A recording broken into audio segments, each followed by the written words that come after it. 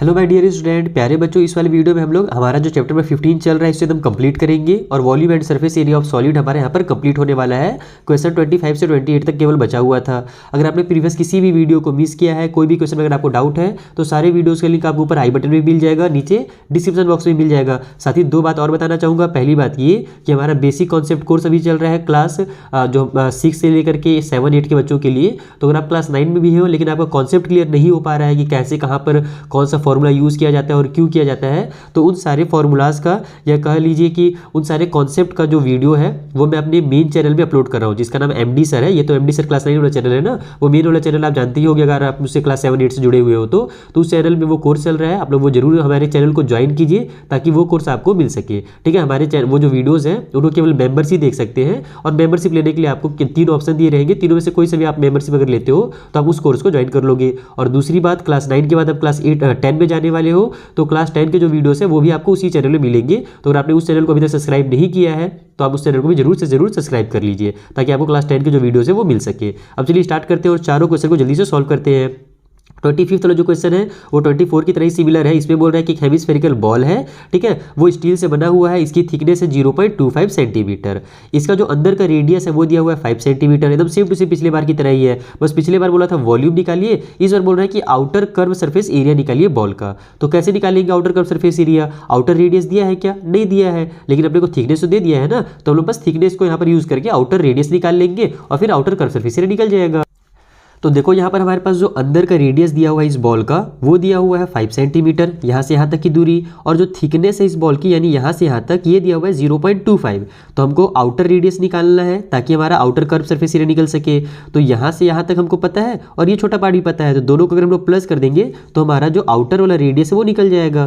तो outer radius को मैं कैपिटल आर से डिनोट कर देता हूँ। तो अंदर वाला रेडियस 5 है, प्लस थिकनेस कर दो 0.25, तो ये आ जाएगा 5.25 सेंटीमीटर। ये हमारा निकल गया कंप्लीट रेडियस। अब हमको क्या करना था, इसका आउटर कर्व सरफेस एरिया निकालना है। तो यहाँ पर जो कर्व सरफेस एरिया होगा हेमिस्फेरिकल बॉल का उसका फॉर्मूला हो जाएगा 2πr²। ठीक है, चूंकि आउटर वाला है तो कैपिटल आर लिख देता हूँ मैं।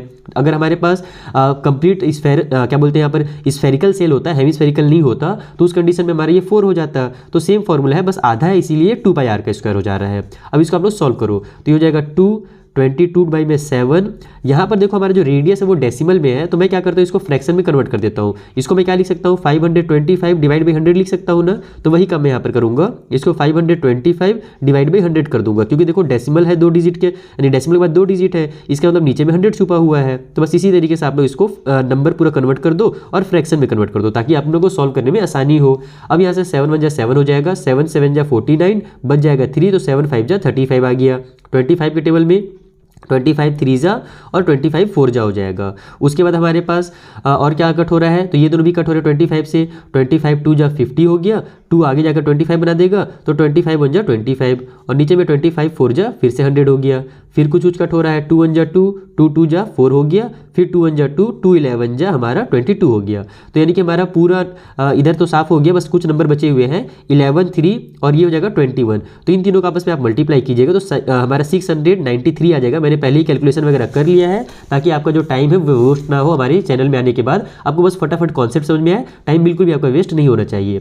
तो यहाँ पर हमारा मल्टीप्लाई करने के बाद 693 आ जाएगा और नीचे में हमारे पास चूंकि 4 है तो 4 को उतार दो। अब जब इसको आप डिवाइड दोगे कट करोगे तो मैं आपको कट करके दिखा देता हूँ। 4 1 जा 4 हो जाएगा, ऊपर 4 1 जा 4 हो गया, बच गया 2, वो आगे जाकर इसको 29 बना देगा, तो 4 7 जा हमारा 28 हो जाएगा, बच जाएगा 1, वो आगे जाकर के 13 बना देगा, तो 4 3 जा 12 हो जाएगा, डेसिमल लग जाएगा। ठीक है, तो 12 में से 13 कट हुआ बचा 1, उसमें हम लोग 0 बढ़ाएंगे तो वो 10 बन जाएगा। फिर से 4 2 जा 8 हो जाएगा, 10 में से 8 कट हुआ बचा 2, उसमें 0 बढ़ाएंगे तो 20 बन जाएगा, तो 4 5 जा 20। तो अगर आपको कट करने में दिक्कत होता है तो प्रैक्टिस कीजिए, क्योंकि ये ज़्यादा जरूरी है, एग्जाम में टाइम बचाएगा। नहीं तो अगर प्रैक्टिस करने का टाइम नहीं बचा, एग्जाम आ गया है, तो फटाफट आप इसको डिवाइड देने में ही ध्यान रखिएगा, एग्जाम में गलत नहीं होना चाहिए ना। तो इतना सेंटीमीटर का स्क्वायर जो होगा हमारा कर्व सरफेस एरिया हो जाएगा, क्योंकि ये एरिया निकला है तो स्क्वायर यूनिट में निकलेगा। तो इस तरीके से आपको इस क्वेश्चन को सॉल्व करना था। देखा पिछले वाले की तरह सिमिलर था ना, बस यहाँ पर हमको कर्व सरफेस एरिया निकालना था। चलिए अगला क्वेश्चन सॉल्व करें। सो नेक्स्ट वाले क्वेश्चन में बोल रहे हैं हमसे कि हेमिस्फेरिकल बॉल है जो कि ब्रास से बना हुआ है, इसका अंदर का डायमीटर हमें दिया हुआ है 10.5 सेंटीमीटर।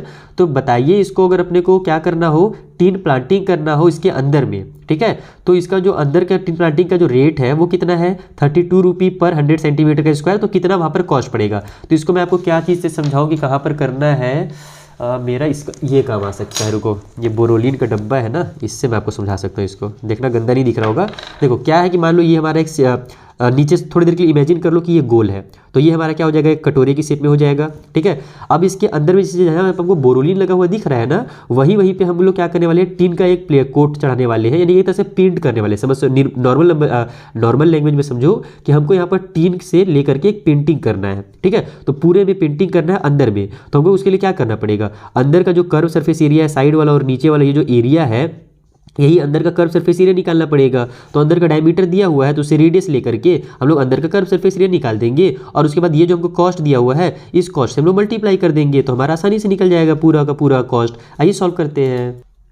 तो देखो यहाँ पर हमको अंदर का डायमीटर दिया हुआ है 10.5 सेंटीमीटर, इसको हम लोग 105/10 लिख सकते हैं। कट हो रहा तो मैं कट भी कर देता हूँ, 5 2 जा 10, ऊपर 5 2 जा 10 और 5 1 जा 5 आ गया, यानी कि 21/2 हमारा निकल करके आ गया डायमीटर। हमको रेडियस निकालना है तो इसको आधा करना पड़ेगा, तो आधा करने के लिए क्या करेंगे, 21/2 को हम लोग फिर से नीचे में 2 से मल्टीप्लाई कर देंगे, या कह लो पूरे का हम लोग 2 से डिवाइड दे रहे हैं, तो ये हमारा आ जाएगा 21/4 सेंटीमीटर इसका रेडियस। अब अपने को क्या करना है, इसका अंदर का कर्व सरफेस एरिया निकालना है, जैसे कि मैं आपको भी बोरोलिन के डब्बे से समझाया था। तो यहाँ पर हमारा हो जाएगा 2πr का स्क्वायर, यहाँ पर स्मॉल आर ले रहा हूँ मैं क्योंकि अंदर वाला रेडियस से हमको मतलब है। तो ये हो जाएगा हमारा 2 × 22/7 इंटू में रेडियस हमारे पास 21/4 बना लिया हमने, तो 21/4 दो बार लिख लेते हैं। बस इसको सॉल्व कर लो, तो हमारा 7 1 जा 7 हो जाएगा, 7 3 जा 21, फिर ये 2 1 जा 2, 2 2 जा 4 आ गया, और फिर से ये 2 1 जा 2 और 2 11 जा 22 हो जाएगा। तो पिछले बार की तरह सेम टू सेम हमारा 11 3 और 21 आ गया है, तो हमारा यही 693 बन जाएगा ऊपर में, और नीचे में 4 हो जाएगा, यानी इतना सेंटीमीटर का स्क्वायर हमारे पास अंदर का कर्व सरफेस एरिया है। अब चूंकि अंदर का कर्व सरफेस एरिया निकल गया, अपने को जो कॉस्ट दिया हुआ था टिन प्लेटिंग का वो कितना दिया हुआ था, 32 रुपीज़ बोला था पर 100 सेंटीमीटर के स्क्वायर, यानी 100 सेंटीमीटर के स्क्वायर में करते तब हमारा 32 रुपये लगता। देखो अगर 1 का दिया रहता ना तो हम लोग डायरेक्ट इसका उससे नंबर से यानी जितना भी रुपये रहता है उससे मल्टीप्लाई करते, लेकिन 1 का नहीं दिया हुआ है ना, 100 का दिया हुआ है, तो हमको इस पूरे से इसका मल्टीप्लाई करना पड़ेगा। यानी कि टोटल कॉस्ट निकालने के लिए आपको इस तरीके से लिखना पड़ेगा इसको, यानी 693/4 इतना तो एरिया है, इसका मल्टीप्लाई कर दो इस कंप्लीट कॉस्ट से, यानी कि 32/100। अब ये 32/100 में क्यों लिख रहा हूँ, क्योंकि देखो यहाँ पर हमको अगर 1 सेंटीमीटर का निकालना रहता है कि 1 सेंटीमीटर के स्क्वायर में अगर पेंट करना है तो कितना लगेगा, तो उसके लिए हम लोग क्या करते कि 32 को डिवाइड दे देते 100 से। तो बस वही चीज़ है कि यहाँ पर हमारे पास टोटल इतने सेंटीमीटर का स्क्वायर है, उसको हम लोग क्या करेंगे 1 सेंटीमीटर का जो वैल्यू होगा ना उससे मल्टीप्लाई करेंगे, यानी कि 32/100 से इसका मल्टीप्लाई करेंगे तब जाकर के निकलेगा। अगर हमको डायरेक्ट दिया रहता 1 सेंटीमीटर के स्क्वायर का तो हम लोग को जो भी रुपये लिखा रहता बस हम लोग उस रुपये से यहाँ पर मल्टीप्लाई करते, ठीक है, ये चीज़ ध्यान रखना। अब हमारा कट हो रहा है 4 1 जा 4, 4 8 जा 32। अब आपका कट हो रहा है लेकिन मत करो आप कट, क्या करो डायरेक्ट आप मल्टीप्लाई कर दो, तो जब 8 का आप इससे मल्टीप्लाई करोगे तो आपका आंसर आ जाएगा 5544, और नीचे में चूंकि 100 है तो मैंने इसलिए कट नहीं किया क्योंकि हम जानते हैं नीचे में अगर 2 जीरो है तो राइट साइड से 2 डिजिट के बाद डेसिमल लगा देते हैं, तो ये हो जाएगा 55.44 रुपये, यानी इतना ही कॉस्ट पड़ेगा अपने को उसमें टिन प्लेटिंग करने का। तो इस तरीके से आपको इस क्वेश्चन को सॉल्व करना है आसानी से। आई होप आपको कॉन्सेप्ट भी समझ में आ गया होगा और शॉर्टकट भी समझ में आ गया होगा। चलिए अगले क्वेश्चन। अब देखो आखिरी के 2 क्वेश्चन है ना बहुत ही मजेदार हैं, और लास्ट वाला क्वेश्चन तो ये क्लास 10 में आ भी चुका है, तो हम लोग इसको अच्छे से सॉल्व करना सीखेंगे। यहाँ पर हमसे बोल रहा है पहले वाले क्वेश्चन में 27 में कि जो डायमीटर है मून का वो अप्रॉक्सीमेटली 1/4 है डायमीटर ऑफ अर्थ के, यानी कि डायमीटर ऑफ अर्थ जितना भी होगा उसका अगर अपन 1/4 कर देंगे तो वो निकल करके आ जाएगा डायमीटर ऑफ मून। तो बताइए what fraction of the volume of the earth है ना is the volume of the moon, यानी कि वॉल्यूम ऑफ अर्थ जो है वो कितना है वॉल्यूम ऑफ मून के, यानी कि हमको यहाँ पर फ्रैक्शन निकालना है, एक तरह से कह लो रेशियो पूछ रहे हैं हमसे, वो रेशियो निकालना है। तो कैसे सॉल्व करेंगे, बहुत ही सिंपल क्वेश्चन है, आइए समझाता हूँ। तो देखो यहाँ पर हम लोग सबसे पहले यहाँ से रेडियस से सॉल्व करना शुरू करेंगे। हम लोग मान लेते हैं कि जो रेडियस है मून का वो स्मॉल आर है और जो अर्थ का रेडियस है वो कैपिटल आर है। तो अगर हम लोग डायमीटर देखें मून का तो वो क्या हो जाएगा, स्मॉल 2r हो जाएगा, और डायमीटर ऑफ अर्थ देखेंगे तो वो कैपिटल 2r हो जाएगा, क्योंकि जो रेडियस होता है उसका डबल ही हमारा क्या होता है डायमीटर होता है। अब आ जाते हैं अकॉर्डिंग टू क्वेश्चन। क्वेश्चन में हमसे क्या कहा गया है, तो क्वेश्चन में हमसे कहा गया है कि जो डायमीटर ऑफ मून है यानी कि जो 2r है वो डायमीटर ऑफ अर्थ के यानी 2 कैपिटल R का 1/4 है, यानी कि इसका हम लोग 1/4 कर देंगे, तो 1/4 करने के लिए मल्टीप्लाई करना पड़ेगा 1/4 से। तो यही हमसे क्वेश्चन में कहा गया। फिर समझा देता हूँ कि diameter of moon is equal to 1/4 of diameter of earth. Is that clear. तो अब यहाँ से हम लोग क्या करेंगे, किसी भी एक का वैल्यू निकाल लेंगे। जैसे मैं मान लो स्मॉल r का वैल्यू निकाल लेता हूँ, तो स्मॉल r का वैल्यू निकालने के लिए इस 2 के इधर ट्रांसफर करना पड़ेगा, तो r इक्वल टू हो जाएगा हमारा 2r इंटू 1/4, और ये जो 2 इधर मल्टीप्लाई में इधर आकर के डिवाइड में हो जाएगा, तो मैं नीचे में ऐसे लिख देता हूँ 2। Is that clear. ये वाला 2 मैंने यहाँ पर कर दिया। अब ये 2 से ये 2 मेरा कैंसिल हो रहा है, तो r का वैल्यू कितना आ गया, ये r वन जा r हो जाएगा और ये नीचे में 4 हो जाएगा, यानी स्मॉल r का इतना हमारा वैल्यू निकल करके आ गया। अब हम लोगों को क्या बोला था, एकदम ध्यान से समझना कि क्वेश्चन में हमसे बोला गया है कि फाइंड कीजिए what fraction of the volume of the earth, यानी कि वॉल्यूम ऑफ अर्थ जो है वो कितना फ्रैक्शन रहेगा is the volume of the moon, यानी कि मून के वॉल्यूम से। इसीलिए हम लोग क्या करेंगे, फ्रैक्शन निकालने के लिए ऊपर में लिखेंगे वॉल्यूम ऑफ मून, क्योंकि हमसे क्वेश्चन में यही कहा गया है कि कितना फ्रैक्शन होगा वॉल्यूम ऑफ अर्थ जो है वॉल्यूम ऑफ मून का।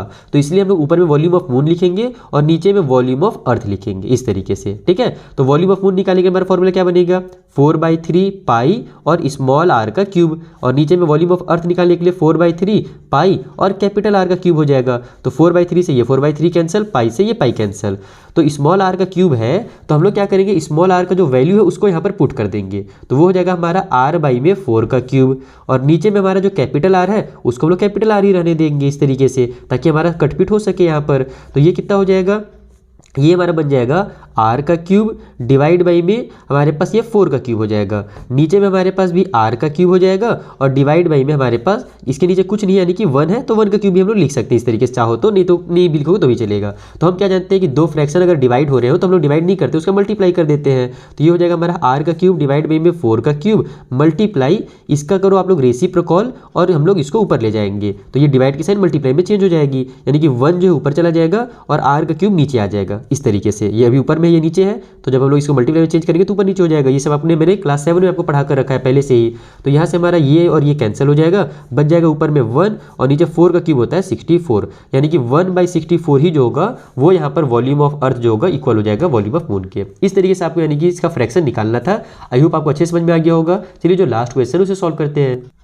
तो लास्ट वाला क्वेश्चन भी इसी टाइप से बोला जा रहा है कि volume and surface area of a solid hemisphere are numerically equal, यानी कि अगर हम लोग वॉल्यूम देखें और सरफेस एरिया देखें ना एक हेमिस्फीयर का, तो वो आपस में इक्वल है। तो बताइए कि जो डायमीटर होगा उस हेमिस्फीयर का वो कितना होगा। तो हम लोग जानते हैं कि अगर हेमिस्फीयर है सॉलिड है तो उसके वॉल्यूम का फॉर्मूला और उसके सरफेस एरिया का फॉर्मूला ही हमको आपस में इक्वल करना है, क्योंकि दोनों को आपस में इक्वल बोला है, यानी कि हम लोग को फॉर्मूला इक्वल कर देना है। और वहाँ से हमारे पास रेडियस निकल करके आ जाएगा और रेडियस निकल करके आ जाएगा तो डायमीटर निकल करके आ जाएगा। और यहाँ पर हम कुछ भी देखो सेंटीमीटर वगैरह कुछ नहीं बोल रहा है ना, तो हम लोग क्या लिखेंगे, जो भी निकल कर आएगा उसको यूनिट करके लिख देंगे। आइए कॉपी में समझाता हूँ कैसे कर। तो देखो यहाँ पर हम लोग मान लेते हैं जो रेडियस है हेमिस्फीयर का वो हमारा r है, ठीक है। यहाँ पर मैंने हेमिस्फीयर ही बना दिया। हेमिस्फीयर किसको बोलते हैं, जैसे आधा चांद हो गया, चांद जब हम लोग आधा दिखता है तो वो क्या होता है, हेमिस्फीयर होता है। तरबूज को आधा काट दो हेमिस्फीयर बन जाएगा, ठीक है। तो यहाँ पर हमारे पास हमसे क्वेश्चन के अकॉर्डिंग क्या कहा गया है, अकॉर्डिंग टू क्वेश्चन हमसे ये कहा गया है कि जो सरफेस एरिया फिर कह लो जो वॉल्यूम है, volume of hemisphere is equal to volume of surface area. ये हमसे क्वेश्चन में, सॉरी वॉल्यूम नहीं लिख रहे यार, सरफेस एरिया ऑफ हेमिस्फीयर, ठीक है। लंबे लंबे वीडियो बनाने में ना कभी कोई दिमाग थोड़ा सा कंफ्यूज आ जाता है, क्या क्या लिख रहा हूँ मुझे खुद नहीं समझ में आता है। तो volume of hemisphere is equal to surface area of hemisphere, ऐसा अपने को क्वेश्चन में कहा गया है। तो वॉल्यूम ऑफ हेमिस्फीयर का फॉर्मूला क्या होता है, ये होता है 2/3 पाई r का क्यूब, ओके। और सरफेस एरिया का फॉर्मूला क्या होता है, तो वो होता है हमारा 3 पाई r स्क्वायर। यहाँ पर देखो टोटल सरफेस एरिया लिखा है, यानी कि टोटल सरफेस एरिया। अगर कर्व सरफेस एरिया का बात करता तो हम लोग वहाँ पर 2 पाई r स्क्वायर लगाते, लेकिन ऊपर में भी तो एक सर्कल बना हुआ है ना, तो टोटल सरफेस एरिया जब होगा तो ये साइड वाला 2 पाई r स्क्वायर और प्लस में 1 पाई r स्क्वायर और हो जाएगा ऊपर वाला फेस जो रहेगा, इधर वाला फेस, तो टोटल मिला करके 3 पाई r स्क्वायर जो होगा ये सरफेस एरिया का फॉर्मूला बनेगा हेमिस्फीयर का, ओके। बस यही अपने से क्वेश्चन में कहा गया था कि ये दोनों आपस में इक्वल है, इसी को आपको सॉल्व करना है। पहले तो मैं कट करना चाहूँगा, पाई से पाई कैंसिल करूंगा, ये हो जाएगा मेरा 2/3। अब देखो यहाँ पर हमारे पास 3 r है और इधर 2 r है, इसको मैं अगर अलग अलग लिख करके आपको समझाऊं तो हमारे पास इधर r इंटू r है और इधर हमारे पास 3 इंटू r है, 2 r है। तो यहाँ पर हमारा ये दोनों r से इधर के दोनों r कट हो जाएंगे, तो यहाँ पर हमारा r बच जाएगा। अब आप चाहो तो केवल r का भी वैल्यू निकाल सकते हो, लेकिन यहाँ पर तो 2 भी है ना, तो मैं 2r का वैल्यू डायरेक्ट निकाल देता हूँ, क्योंकि हम जानते हैं 2r यानी कि डायमीटर होता है। मैं साइड में लिख भी देता हूँ 2r यानी कि डायमीटर। हमसे क्वेश्चन में डायमीटर पूछा था ना, हमसे रेडियस नहीं पूछा था, ध्यान रखना, ओके। तो यहाँ 2r रख देता हूँ मैं, इधर हमारे पास 3 है, ये 3 को इधर ट्रांसफर कर देता हूँ, तो 3 से मेरा 9 हो जाएगा। तो 2r इक्वल टू 9 आ गया, यानी कि जो डायमीटर है वो 9 हो जाएगा। और जैसे मैंने बताया कुछ भी सेंटीमीटर वगैरह नहीं दिया है तो इसको हम लोग 9 यूनिट्स लिख देंगे इस तरीके से। तो ऐसे आपको सॉल्व करना थी इस क्वेश्चन को, तो एकदम कॉन्सेप्ट समझ कर सॉल्व कीजिए तो बहुत आसानी सॉल्व होगा और बहुत मजा आएगा मैथ पढ़ने में। आई होप आपको ये वीडियो बहुत अच्छा लगा होगा। मिलते हैं नेक्स्ट वीडियो में जहाँ पर किसी और चैप्टर को मैं आपको समझाऊंगा। तब तक के लिए थैंक यू फॉर वॉचिंग।